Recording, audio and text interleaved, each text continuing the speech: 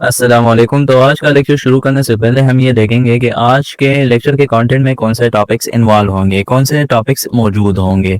तो इसमें पहला है मैकेनिक्स, उसके टाइप्स हैं, फिर है state of rest and motion है।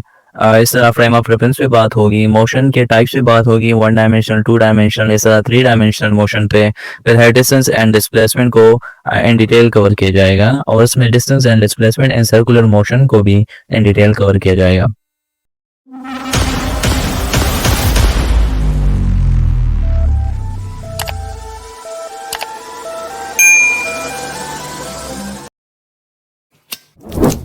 Mechanics mechanics is the study of motion of objects. Mechanics एक ऐसा ब्रांच है फिजिक्स का जिसमें हम मोशन ऑफ ऑब्जेक्ट्स पढ़ने के साथ साथ उन फोर्सेस के बारे में भी पढ़ते हैं जिनकी वजह से ये मोशन हो रहा होता है। It is divided into two types. Kinetics, it is the study of motion of objects without referring the force. Kinetics में हम सिर्फ इस बात को फोकस करते हैं कि ये ऑब्जेक्ट कैसे मूव कर रहा है, इसकी स्पीड, डायरेक्शन, एक्सेलरेशन एटसेट्रा क्या है, बगैर इस बात को जहन में लाए कि मोशन काजिंग एजेंट कौन है। फॉर एग्जाम्पल, अगर कोई गाड़ी हाईवे पे जा रही है और हम सिर्फ ये नोट कर रहे हैं कि कितनी तेज और कितनी दूर ये ट्रेवल कर रही है, तो हम काइनेटिक्स को ही पढ़ रहे होते हैं। Dynamics, it is the study of motion of objects taking into consideration of force which is the cause of motion. तो डायनामिक्स में एक चीज का इजाफा और होता है। डायनामिक्स न सिर्फ ये देखता है कि चीजें किस तरह मूव कर रही है, लेकिन ये भी कि वो क्यों मूव कर रही हैं। यहाँ पर हम फोर्सेस को हाथ में लाते हैं। इसकी एग्जांपल यह है कि अगर हम एक गाड़ी को देखते हैं और उसे एक्सेलरेट होते हुए भी देखते हैं, तो इसमें फोर्स इन्वॉल्व होता है और इसकी स्टडी को ही डायनामिक्स कहते हैं। मतलब कि अगर कोई गाड़ी अपनी स्पीड को इंक्रीज करती है आफ्टर इंटरवल ऑफ टाइम, तो हम डायनामिक्स को ही देखते हैं, क्योंकि वो स्पीड को इंक्रीज करना ये फोर्स का ही काम है। State of rest or motion. Rest. A position of body is not changing with respect to its surroundings with the passage of time is called state of rest. कोई object rest में होगा अगर time के गुजरने के साथ साथ वो फिर भी अपनी ही जगह पर पड़ा रहे, रिलेटिव टू एन ऑब्जर्वर। इसकी एग्जांपल यह है कि एक बुक जो कि पड़ा है एक टेबल पे, तो वो बुक उस टेबल के नजरिए से रेस्ट में है। अगर वो टेबल उस बुक को ऑब्जर्व कर रहा है, तो वो टेबल अगर कहे तो वो कहेगा कि ये बुक रेस्ट पे है। Motion. A position of a body is changing with respect to its surroundings with the passage of time is called motion. तो कोई बॉडी मोशन में होगी अगर किसी ऑब्जर्वर या सराउंडिंग के नजरिए से वो अपना पोजीशन चेंज कर रही है टाइम गुजरने के साथ साथ। और इसकी एग्जांपल ये है कि अगर कोई बंदा कमरे में घूम रहा है, तो relative to the walls there वो बंदा मोशन में है। इसकी एग्जांपल यह है कि कोई बंदा है जो कि एक रूम में घूम रहा है, चक्कर लेता है, गोल गोल चक्कर ले रहा है, तो अगर उस कमरे में कोई और नहीं है, तो जो अगर वॉल्स को हम देखें तो वॉल्स के पर्सपेक्टिव से वो बंदा मोशन में है। अब इसमें इंटरेस्टिंग नोट क्या है कि no body is at absolute rest और absolute motion. Rest and motion are relative. तो यहाँ पर एक ही कंसेप्ट है, मोशन हमेशा ऑब्जर्व होगा relative to an observer, while observer can be anything. It can be a person, chair और वॉल्स अराउंड अस। आप शायद क्लासरूम में बैठे हो, लेकिन अर्थ के साथ साथ आप घूम रहे हैं, relative to a person in space. तो अगर स्पेस में एक बंदा बैठा है, तो जब वो आपको ऑब्जर्व करेगा तो वो ये सोचेगा कि ये बंदा मोशन में है, हालांकि आप रेस्ट में है, relative to a person on earth. लेकिन जब वो बंदा जो स्पेस में है अगर वो आपको देखेगा तो वो कहेगा कि ये बंदा मोशन में है। और इसकी वजह क्या है, क्योंकि अर्थ जो है वो घूम रही है, लेकिन हमें जब हम इस अर्थ में मौजूद हैं तो वो इतनी कम है कि हमें पता ही नहीं चलता कि वो अर्थ घूम रहा है। लेकिन अगर बंदा कोई स्पेस में बैठा हो तो उसे साफ साफ दिखाई देता है कि अर्थ जो है वो अपने एक्सिस के अराउंड और सन के अराउंड जो है वो चक्कर लेता है, वो घूम रहा होता है। Cartesian system, it is a set of two or three perpendicular lines in plane or space intersecting at a point called origin. तो कार्टेशियन सिस्टम की मदद से हम पोजीशंस एंड मोशन मैथमेटिकली मालूम कर सकते हैं using coordinates x, y, z। और ओरिजिन वो पॉइंट होता है जहां पर सारे एक्सिस आपस में मिल रहे हों। तो कार्टेशियन सिस्टम की एप्लीकेशंस क्या है? कार्टेशियन सिस्टम का इस्तेमाल ग्राफ्स, मैप्स और फिजिक्स प्रॉब्लम्स जहां पर हम डायरेक्शन एंड लोकेशन को मालूम करते हैं उसमें होता है। कार्टेशियन सिस्टम एक थ्योरेटिकल सेट है जिसमें हम सेट ऑफ लाइंस को ड्रा करते हैं परपेंडिकुलर, ताकि उसकी वजह से हम मुख्तलिफ चीजों का जो कि मेंशन किए गए हैं in applications of Cartesian system उनका अंदाजा लगा सके, उन्हें मेजर कर सके theoretically. Of reference, it is the description of position and motion in a plane और in a space. Frame of reference वो पॉइंट या सिस्टम है जिसका इस्तेमाल किसी मोशन को ऑब्जर्व और मेजर करने के लिए होता है। कोई भी चीज अगर मोशन में है तो उसे एक रेफरेंस की जरूरत पड़ती है जिसके साथ वो कंपेयर हो सके। So frame of reference is very very important to whether say कि बंदा ये ऑब्जेक्ट जो है ये इन स्टेट ऑफ रेस्ट है या स्टेट ऑफ मोशन में है। और इसकी वजह यह है कि फ्रेम ऑफ रेफरेंस एक ऐसा टूल है, एक ऐसी चीज है, एक ऐसा कंसेप्ट है जिसकी वजह से हम दो चीजों को आपस में कंपेयर कर सकते हैं, मुख्तलिफ चीजों को। जो now it has two types, inertial frame of reference. Inertial frame of reference is at rest or uniform velocity having velocity is equal to 0 or uniform and it is not accelerated and it is non-accelerated, acceleration is equal to 0। तो inertial frames एक constant speed से move करती हैं या वो rest में होता है। तो इनर्शियल फ्रेम्स उस फ्रेम को कहते हैं जो कि कांस्टेंट स्पीड के साथ एक यूनिफॉर्म स्पीड के साथ मूव कर रहा हो या तो वो रेस्ट में हो। अब अगर कोई बॉडी रेस्ट में है या यूनिफॉर्म स्पीड या वेलोसिटी के साथ वो मूव कर रहा है तो इसका मतलब क्या है कि उसमें एक्सेलरेशन इन्वॉल्व नहीं है, क्योंकि इन एक्सेलरेशन को एक्सेलरेशन पैदा करने के लिए हमें जो चीजों की जरूरत पड़ती है वो है वेरिएबल वेलोसिटी, और वो आती है फोर्स की वजह से। तो फोर्स की वजह से हम वेरिएबल वेलोसिटी को प्रोड्यूस कर सकते हैं और वेलोसिटी वेरिएबल वेलोसिटी जो है वो फिर एक्सेलरेशन प्रोड्यूस करेगी। तो यहाँ पर चूंकि जो वेलोसिटी है वो कांस्टेंट है या जीरो है तो इसका मतलब क्या है कि इसमें एक्सेलरेशन है ही नहीं, सीधा से है ही नहीं। और यहाँ पर न्यूटन लॉज भी वैलिड होते हैं। न्यूटन लॉज जो वैलिड होते हैं वो इनर्शियल फ्रेम ऑफ रेफरेंस में होते हैं। तो हम न्यूटन लॉज का इस्तेमाल इनर्शियल फ्रेम ऑफ रेफरेंस में ही कर सकते हैं। अब इसकी एग्जांपल यह है कि कोई भी बंदा जो कि एक स्मूथली मूविंग ट्रेन में बैठा है, तो अगर कोई बंदा एक स्मूथली मूविंग ट्रेन में बैठा है ना, वो ट्रेन एक्सेलरेट कर रही है, बस वो जा रही है एट कांस्टेंट स्पीड के साथ वो ट्रेन मूव कर रही है। तो और रास्ते में कोई हर्डल्स भी नहीं आ रही, कोई ब्रेक कोई मोड़ वगैरह नहीं आ रहा है जिसकी वजह से वो ब्रेक लगाए ताकि उस पे भी वो वेरिएबल वेलोसिटी बन जाएगी ना। तो वो कांस्टेंट वेलोसिटी के साथ मूव कर रहा है, उसमें एक्सेलरेशन भी नहीं है। तो ये ही इसकी एग्जांपल है, यही इनर्शियल फ्रेम ऑफ रेफरेंस की एग्जांपल है। Moving on to non-inertial frame of reference. So non-inertial frame of reference has non-uniform velocity and it is accelerated, having acceleration not equal to 0. तो non-inertial frames of reference involve करता है acceleration को, और यहाँ पर तो non-inertial frames of reference involve करता है acceleration को, और यहाँ पर हम often fictitious forces को feel करते हैं। जैसे कि जब हम गाड़ी में बैठे हैं, गाड़ी में होते हैं और हमारे पीछे की तरफ झटका लगता है, जैसे गाड़ी एक्सेलरेट करती है तो जैसे जैसे गाड़ी एक्सेलरेट करती है हमें झटका लगता है, और ये इसकी झटके क्या है एक्सेलरेशन की वजह से, क्योंकि वेलोसिटी जो पहले कांस्टेंट थी या जो पहले एट रेस्ट थी वो चेंज हो गई, वो वेरिएबल बन गई। तो जब वेलोसिटी वेरिएबल बनेगी तो हमारे पास एक्सेलरेशन प्रोड्यूस होगा। और ये वेलोसिटी वेरिएबल क्यों बनेगी, पहले भी बताया है इससे पहले कि वो फोर्स की वजह से होगी। तो फोर्स जो है वेलोसिटी को वेरिएबल बनाएगा, किसी गाड़ी को यूनिफॉर्म मोशन से निकाल के वेरिएबल मोशन या वेलोसिटी स्पीड में डालना ये फोर्स का ही काम है। अब एक क्वेश्चन ये है, एक क्वेश्चन अराइज होता है, इस क्वेश्चन का ताल्लुक तो मुख्तलिफ टॉपिक से हो सकता है, इसमें इनर्शिया भी इन्वॉल्व हो सकती है और इसमें जो फिजिक्स का जो Newton third law of motion है उसमें भी ये एग्जांपल फिट बैठा है। लेकिन चूंकि हम अभी non inertial frame of reference पढ़ रहे हैं तो हम non inertial frame of reference के नजरिए से ही इसे देखेंगे। क्या आपने कभी ऑब्जर्व किया है कि आपको कभी पीछे धक्का लगा हो जब बस स्टार्ट होती है और वो तेजी से मूव करती है? अगर ऐसा है तो इसका मतलब है कि ये non inertial frame of reference है, क्योंकि उसमें एक्सेलरेशन प्रोड्यूस होता है, सडनली उसकी वेलोसिटी वेरिएबल बन जाती है। अब rest and motion in coordinates. अब हम रेस्ट एंड मोशन को मालूम करेंगे इन कोऑर्डिनेट्स के। हम कोऑर्डिनेट्स के जरिए कार्टेशियन सिस्टम के जरिए हम रेस्ट एंड मोशन को कैसे मालूम करेंगे, कैसे पॉइंट आउट करेंगे कि वो बॉडी आया वो रेस्ट में है फ्रॉम अ ग्राफ या वो मोशन में है ऑब्जर्विंग फ्रॉम अ ग्राफ। अगर हम कोई ग्राफ को देखें तो हम ये कब कहेंगे कि बॉडी रेस्ट और मोशन में है, तो इसका जो है हम पढ़ते हैं कि rest position vector is not changing with time plus coordinates remain same. तो कोई बॉडी रेस्ट में होगी ही तब अगर इसकी पोजीशन वेक्टर चेंज नहीं कर रही हो। कोई पोजीशन वेक्टर चेंज नहीं हो रहा, ना एक्स डायरेक्शन में, ना वाई में, ना जी में, वो कोई मोशन नहीं कर रहा, वो अपनी जगह पे है, फिक्स अपने ही पॉइंट पे पड़ा है और उसके कोऑर्डिनेट्स भी हमारे पास सेम है, इक्वल है, X Y Z is equal to equal, वो इक्वल है और बॉडी की जो पोजीशन वगैरह है वो भी चेंज नहीं हो रहा। तो इसका मतलब क्या है कि वो बॉडी रेस्ट में होगी। इसका हम एग्जांपल ये देख सकते हैं कि अगर कोई पॉइंट है, अगर वो ओरिजिन पे पड़ा है।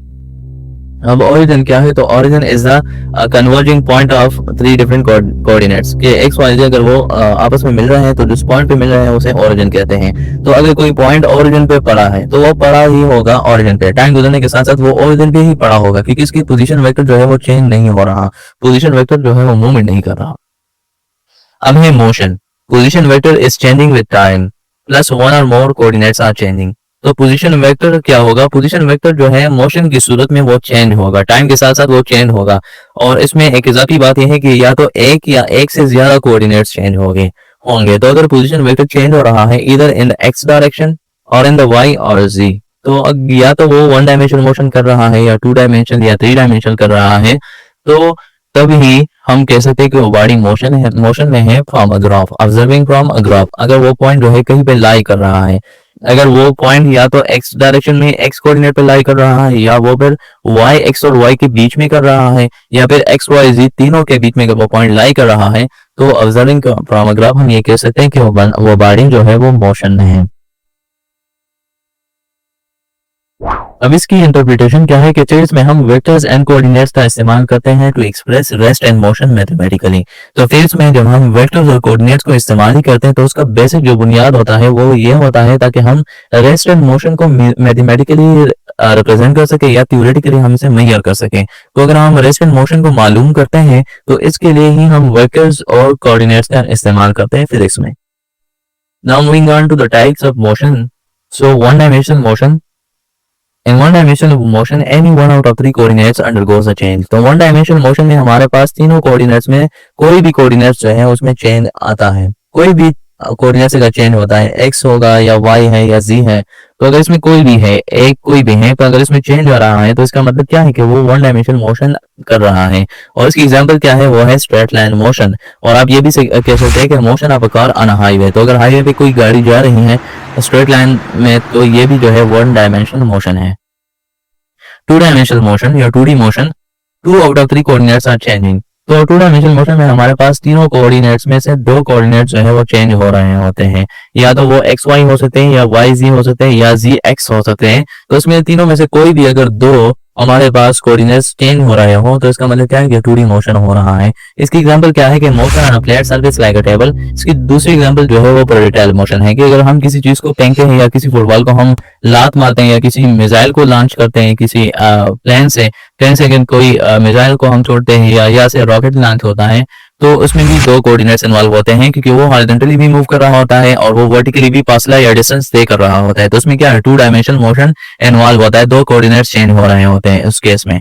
और इसमें हम एक और एग्जांपल भी देखते हैं कि motion of a car taking a turn, कि अगर कोई गाड़ी है वो सीधी जा रही है लेकिन कोई टर्न आ जाए लेफ्ट पे या राइट पे, तो अगर वो गाड़ी कोई टर्न ले तो उसका मतलब क्या है कि वो भी 2D मोशन को इन्वॉल्व कर रही है और 2D मोशन ही कर रही है क्योंकि इसमें दोनों कोऑर्डिनेट्स चेंज हो रहे होते हैं, एक्स वाई दोनों।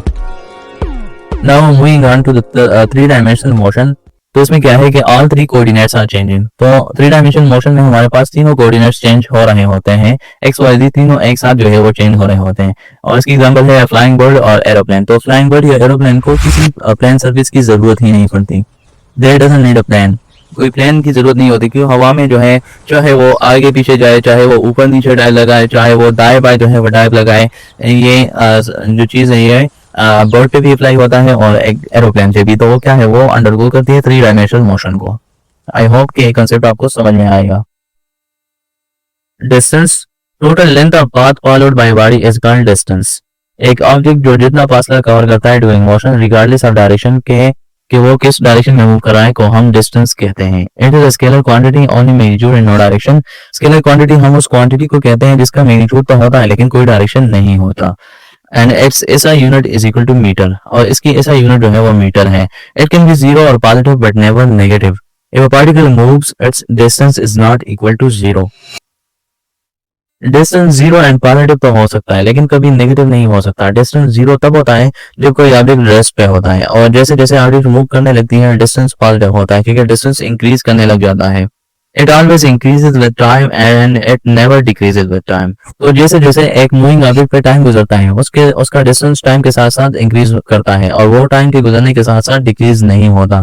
तो अगर कोई बॉडी मूव करेगी और वो ट्रेवल करेगी, अगर कोई बॉडी मूव करे और वो ट्रेवल करे, कोई डिस्टेंस ट्रेवल करे, तो डिस्टेंस हमेशा जो है कोई पासा अगर वो तय कर रही है तो वो पासा कभी नेगेटिव में आ नहीं सकता क्योंकि वो हमेशा एड अप होता है। अगर वो एक चक्कर लगाएगा तो वो फॉर एग्जांपल अगर हम कहें कि 100 मीटर का एक चक्कर वो लगाते हैं गोल, तो जब वो दो चक्कर लगाएंगे तो वो माइनस नहीं होंगे और क्योंकि वो इनिशियल पॉइंट पे आए हैं, बल्कि वो हम लेंगे 100 प्लस 100 इज इक्वल टू 200, तो डिस्टेंस हमारे पास एड होगा।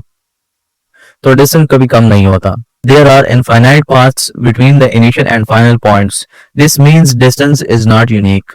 इसका मतलब ये है कि डिस्टेंस मेजर करने के मुख्तलिफ पाथ्स हो सकते हैं, आगे पीछे ऊपर नीचे सर्कुलर जिगजैग कोई भी पाथ या जितने भी पाथ्स पे कोई ऑब्जेक्ट मूव करे तो हम उसे डिस्टेंस कहते हैं। डिस्टेंस को मालूम करना किसी स्पेसिफिक पाथ से कनेक्टेड नहीं, तो इसका बेसिक जो मकसद है वो ये है कि अगर कोई ऑब्जेक्ट मूव करे, चाहे वो अगर वो जिगजैग मूव करे तो उसको हम डिस्टेंस कहेंगे, अगर वो सर्कुलर मूव करे तो हम डिस्टेंस नहीं कहेंगे।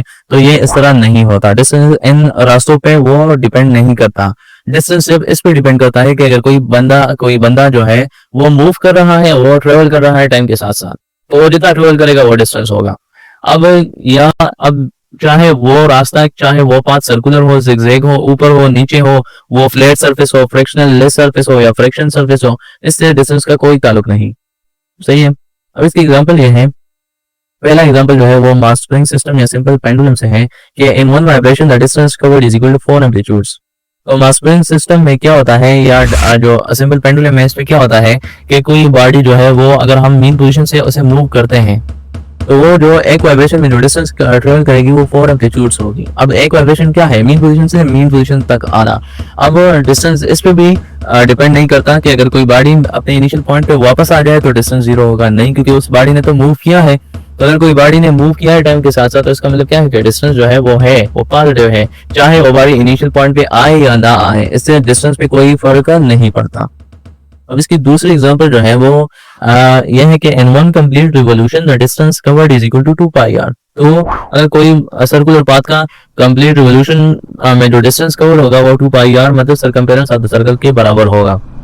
अब चाहे वो बॉडी इनिशियल पॉइंट पे आए या ना आए, तो अगर वो एक रिवॉल्यूशन लेता है तो इसका मतलब क्या है कि उसकी डिस्टेंस जो है वो 2 पाई आर है। अगर वो 2 लेता है तो इसका मतलब है कि 2 मल्टीप्लाई बाय 2 पाई आर होगा।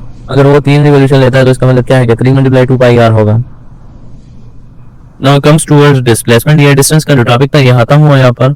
अब डिस्प्लेसमेंट की तरफ जाते हैं। कि displacement is a change in position of a body from its initial to final position. It is a vector quantity having direction. Direction is always from the initial to the final position and its SI unit is also meter. तो displacement किसी body के initial और final position के बीच change को कहते हैं। For example अगर कोई बॉडी मूव करे तो जो पॉइंट ए जहां से वो स्टार्ट करती है और पॉइंट बी जहां पे वो पहुंच जाती है के बीच अगर कोई डिफरेंस है तो इस डिफरेंस को हम डिस्प्लेसमेंट कहते हैं। ये एक वेक्टर क्वांटिटी है और इसका डायरेक्शन हमेशा from initial towards final position होता है। तो अगर कोई बॉडी मूव करे पॉइंट ए से पॉइंट बी तक, सही है, तो इस दो पॉइंट्स के बीच जो डिफरेंस है, जो चेंज आया है, तो उस चेंज को हम डिस्प्लेसमेंट कहेंगे। और इसका फॉर्मूला क्या है कि magnitude of displacement is equal to RF minus RI, final position vector minus initial position vector. आप यहाँ पर RF और RI पे जो है वेक्टर साइंस लगाएं। अब एक क्वेश्चन ये है आपके लिए क्वेश्चन है कि क्या आपके जहन में एग्जांपल आता है जिसमें डिस्टेंस तो हो लेकिन डिस्प्लेसमेंट 0 हो? क्या कभी ऐसा पॉसिबल है कि डिस्टेंस हो लेकिन डिस्प्लेसमेंट ना हो? तो इसको भी आगे लेक्चर में एक्सप्लेन करते हैं। It can B positive, negative और 0 and it is the shortest distance between initial and final points. Displacement is always less than or equal to distance. So if a body moves in a straight line, displacement is equal to distance. For a moving particle, displacement can be 0 too. अब सवाल यह है कि displacement positive, negative और 0 कब होगा? तो जब RF माइनस RI का डिफरेंस पॉजिटिव होगा तो डिस्प्लेसमेंट पॉजिटिव, और जब नेगेटिव होगा तो डिस्प्लेसमेंट नेगेटिव, और 0 तब होगा जब वो ऑब्जेक्ट दोबारा अपने इनिशियल पोजीशन पर आ जाए जहां से स्टार्ट हुआ था। अब यहाँ पर एक और क्वेश्चन भी है कि अगर बस के RF हमारे पास दिया है -20 और RI दिया है -15, तो अगर हम इसका डिफरेंस निकालते हैं तो हमारे पास जो आंसर आएगा वो -5 आएगा, राइट, -5 आएगा। अब यहाँ पर क्या है, -5 इंक्रीज हुआ है, जो नंबर है ना वो इंक्रीज हुआ है। फर्ज करें अगर डिस्प्लेसमेंट -10 था तो यहाँ पर जब -5 आया तो इसका मतलब क्या है कि डिस्प्लेसमेंट इंक्रीज हुआ है। अब अगर इसे उल्टा करें इस पोजीशन को और हम देखें कि अगर पहले, ये मैं आपको सपोज करा रहा हूँ, सपोज पहले जो डिस्प्लेसमेंट था वो 0 था, तो अगर हम फिर कुछ पास आते करते हैं और वहां पर RF -25 होता है और जो RI होता है वो -20 होता है, तो इसका मतलब क्या है कि जब हम इसे रेफरेंस लेंगे तो हमारे पास जो आंसर आएगा वो -5 आएगा। तो इसका मतलब क्या है कि जो डिस्प्लेसमेंट था वो डिक्रीज हुआ है और अगर इस तरह नहीं है, अगर हमारे पास पहले -10 था, अब -5 आया, तो इसका मतलब क्या है कि डिस्प्लेसमेंट इंक्रीज हुआ है। तो वो केसेस भी इन्वॉल्व है। सिर्फ ये नहीं देखना कि अगर दोनों के डिफरेंस से पॉजिटिव आंसर आए तो वो पॉजिटिव होगा, और अगर नेगेटिव आंसर आए तो नेगेटिव होगा। तो इसका मतलब बेसिकली वही है कि अगर पहले डिस्प्लेसमेंट अगर आपको मालूम हो कि क्या था, इसके बाद अगर आप आंसर आए और वो सिर्फ ज्यादा हो या कम हो वैल्यू में मैथमेटिकली, तो आप तभी कह सकते हैं कि डिस्प्लेसमेंट ज्यादा है या कम है, नेगेटिव है या पॉजिटिव है। सही है। अब है इट कैन इंक्रीज और डिक्रीज विद टाइम। ये टाइम गुजरने के साथ साथ इंक्रीज भी हो सकता है और डिक्रीज भी, और ये डिपेंड करेगा कि इनिशियल एंड फाइनल पोजीशंस के बीच डिफरेंस कितना होता है। फिर वही बात। सही है।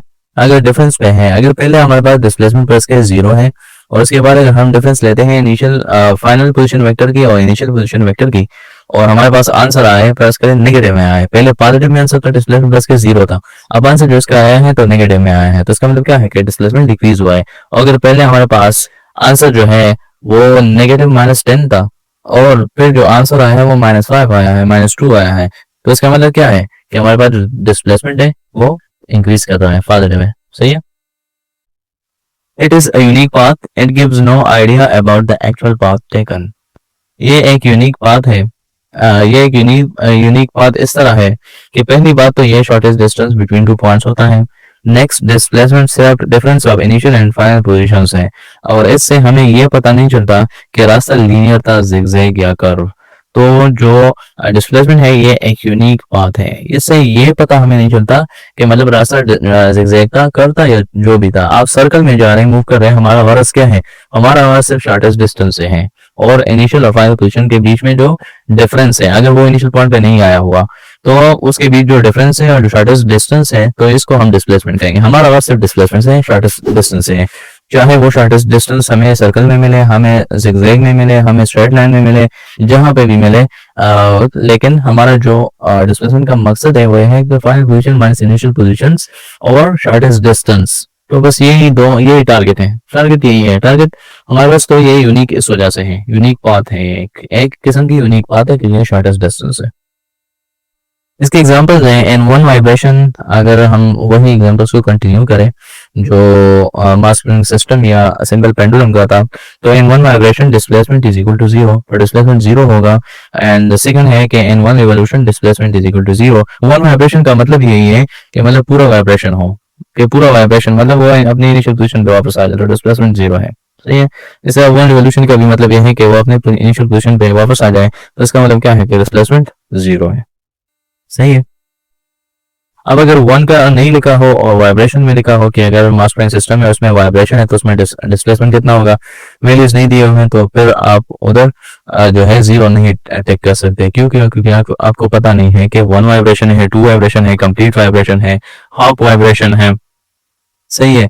तो क्वार्टर वाइब्रेशन है, आपको कुछ नहीं पता, तो इस लिहाज से आप वो मालूम नहीं कर सकते। लेकिन जहाँ पर वन लिखा हो कि वन वाइब्रेशन, तो इसका मतलब क्या है कि वो अपनी मेन पोजीशन पे वापस आया है। अब अगर वन रिवॉल्यूशन होता है, इसका मतलब क्या है कि वो जैसे स्टार्ट हुआ था उस इनिशियल पोजीशन पे वापस आया है। सही है। Now distance is greater than और इक्वल टू डिस्प्लेसमेंट, ये भी एक पॉइंट है। अब हम सर्कुलर मोशन टेबल को समझने की कोशिश करते हैं। ये टेबल बड़ा इंपॉर्टेंट है, इसके कुछ शॉर्टकट्स भी हैं, लेकिन पहले आपको ये समझना जरूरी है। तो जैसा कि आप देख सकते हैं कि पॉइंट ए और ओरिजिन के बीच जो एंगल बन रहा है वो है 0 डिग्री। तो पॉइंट ए पे टाइम टी भी 0 होगी, डिस्टेंस भी 0 एंड डिस्प्लेसमेंट भी 0। और जब के दोनों डिस्टेंस और डिस्प्लेसमेंट 0 है तो डिस्टेंस और डिस्प्लेसमेंट का रेशो भी नहीं होगा। अब पॉइंट बी को देखते हैं। पॉइंट बी एंड ओरिजिन के दरमियान जो एंगल बन रहा है वो है 90 डिग्री, और 90 डिग्री पे है टाइम टी हमारे पास t/4 के इक्वल होता है। क्यों? क्योंकि हमने क्वार्टर पार्ट लिया है किसका, सर्कल का। सो सर्कल का क्वार्टर पार्ट लिया है, that's why total time for circle is t, for circle is t। सो जो हमने क्वार्टर लिया है तो हमारे पास 90 डिग्री पे जो टाइम t होगा वो हमारे पास t/4 है। अब पॉइंट बी पे डिस्टेंस कितना होगा, तो जैसा कि ऑलरेडी क्वार्टर मूव हुआ है और टोटल सर्कमफेरेंस इक्वल होता है 2πr के। So 2πr divided by 4 is equal to πr divided by 2। अब पॉइंट ए और ओरिजिन के बीच का डिस्टेंस बराबर है अब पॉइंट ए और ओरिजिन के बीच का जो डिस्टेंस है वो बराबर है आर के, मतलब कि रेडियस के, और इस तरह पॉइंट बी और ओरिजिन के बीच का भी डिस्टेंस बराबर है आर के यानी कि रेडियस के। So from distance displacement formula, displacement will be equal to under root R square plus R square is equal to under root 2 into R, and hence distance और डिस्प्लेसमेंट का ratio हमारे पास अगर है तो pi divide by 2 under root 2 होगा, सही है, के बराबर होगा। अब पॉइंट सी को एनालाइज करते हैं। स्टार्टिंग पॉइंट ए और पॉइंट सी के दरमियान एंगल 180 बन रहा है। पॉइंट ए और पॉइंट सी के दरमियान एंगल 180 डिग्री बन रहा है। हेंस टाइम जो है वो क्या है, वो time T is equal to T by 2, और डिस्टेंस जैसा कि सेमी सर्कल जितना कवर हुआ है sense 2 pi R divide by 2 is equal to pi R, 2 और 2 कैंसिल हो जाएगा। और जैसा कि पॉइंट ए से पॉइंट सी तक शॉर्टेस्ट डिस्टेंस है और ये शॉर्टेस्ट डिस्टेंस डायमीटर के बराबर है, and diameter is equal to, आप सब जानते हैं कि D is equal to 2 R, मतलब 2 इंटू रेडियस, सो डिस्प्लेसमेंट बराबर होगा 2 आर के, सही हो गया। और ratio between distance and displacement बराबर होगा पाई बाय 2 के। अब एनालाइज करते हैं पॉइंट डी को। पॉइंट डी पे जो एंगल बनेगा वो होगा 270 degree, and time T is equal to 3t by 4, and distance बराबर होगा 3 बाई 4 इंटू 2 पाई आर के। और इसका जो रिजल्ट आएगा जब 2 1 2 2 2 4, so it would be 3 by 2 pi R. और बाकी डिस्प्लेसमेंट का किस्सा वही पॉइंट बी वाला है, जो पॉइंट बी का जो किस्सा था ना वही पॉइंट बी वाला किस्सा यहाँ पर भी अप्लाई होता है। So ratio between distance to displacement is equal to 3 pi divide by 2 under root 2। अब पॉइंट ए की तरफ दोबारा आते हैं। अब की बात जो एंगल बन रहा है वो है 360 डिग्री, क्योंकि यहाँ पर रोटेशन जो रिवॉल्यूशन है वो कंप्लीट हो रहा है, जहाँ पर time T is equal to T and distance is equal to 2 pi r, while displacement is equal to 0 because ये जो ऑब्जेक्ट है या बॉडी है वो अपनी पोजीशन जो इनिशियल पोजीशन उसकी थी उस पर वापस आ गई है, तो इसलिए वहां पर जो डिस्प्लेसमेंट होगा वो 0 होगा, and their ratio is equal to infinity. और ये एक बेसिक मैथ्स का कंसेप्ट है कि जब डिनोमिनेटर में 0 आ जाए तो आंसर इन्फिनिटी होगा, सही है, ये तो आप सबको पता था। तो आई होप कि आप लोगों को ये जो सर्कुलेशन मोशन का जो डायग्राम था ये आपको समझ आ गया होगा। नाउ शॉर्टकट्स और फार्मूलाज की तरफ आते हैं।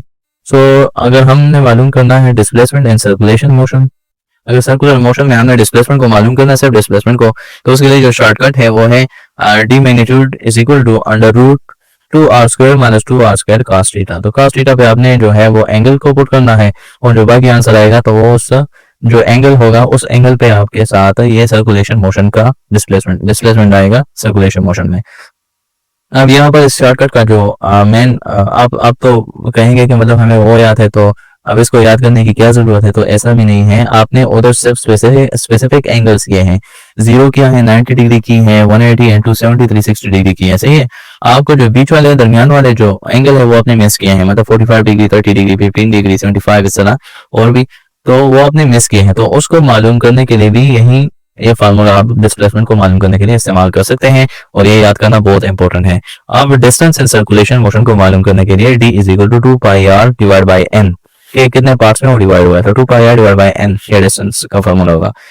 अब magnitude of distance displacement formula is equal to D is equal to under root a2 minus a1 square plus b2 minus b1 square plus c2 minus c1 square, सही है, ये सबके बराबर है, ठीक है ना। अब हमारे पास एक एग्जांपल दिया है, find the magnitude of displacement if a body moves from point P 2 or 3 to point Q 5 or 7। Option A 4 metre, option B 5 metre, option C 7 metre and option D is 17 metre. तो हमने magnitude of displacement मालूम करना है। तो सवाल यह है कि अगर कोई बॉडी पॉइंट P 2 3 से पॉइंट Q तक मूव करती है तो आप मैग्नीट्यूड ऑफ डिस्प्लेसमेंट मालूम करें। अब जो 2 3 है ये क्या है, कोऑर्डिनेट्स दिए, कोऑर्डिनेट्स कौन सा दिया है 2 में, मतलब 2 अगर हम एज्यूम करें कि x है तो x पे है 2, अब पोजीशन 2 है, और y पे है पोजीशन 3, तो 2 3 ये पॉइंट P का जो है वो कोऑर्डिनेट्स है, सही है। इस तरह Q के जो है वो कोऑर्डिनेट्स 5 और 7 है। अब हमने चूंकि सोल्यूशन की तरफ आते हैं, so R F minus R I जो final position vector minus initial position vector, so R F जो है वो बेसिकली बराबर है 5i, क्योंकि वो 5 कोऑर्डिनेट्स है ना, आई हमारे पास जो है ये यूनिट वेक्टर जो आई है ये यूनिट वेक्टर है, सही है। तो ये यूनिट वेक्टर हमारे पास x एक्सिस के लिए इस्तेमाल होता है, आपने सेकंड चैप्टर वेक्टर्स में पढ़ा होगा, सही है। 5i प्लस 7j जो है j जो है हमारे पास y एक्सिस के लिए इस्तेमाल होता है। इस तरह जो z के लिए z एक्सिस के लिए जो यूज होता है यूनिट वेक्टर वो है ओके, सही है। और उसके बाद माइनस लगाएंगे 2i+3j, और इस तरह जब हम इसकी कैलकुलेशन करेंगे, i को i से माइनस करेंगे, j को j से, तो हमारे पास जो आंसर आएगा वो है 3i+4j। अब ये जो बाकी कंसेप्ट है ना, अब ये हमारे पास क्या है, ये हमारे पास जो डिफरेंस आया है हमारे पास पोजीशन वेक्टर्स का, सही है।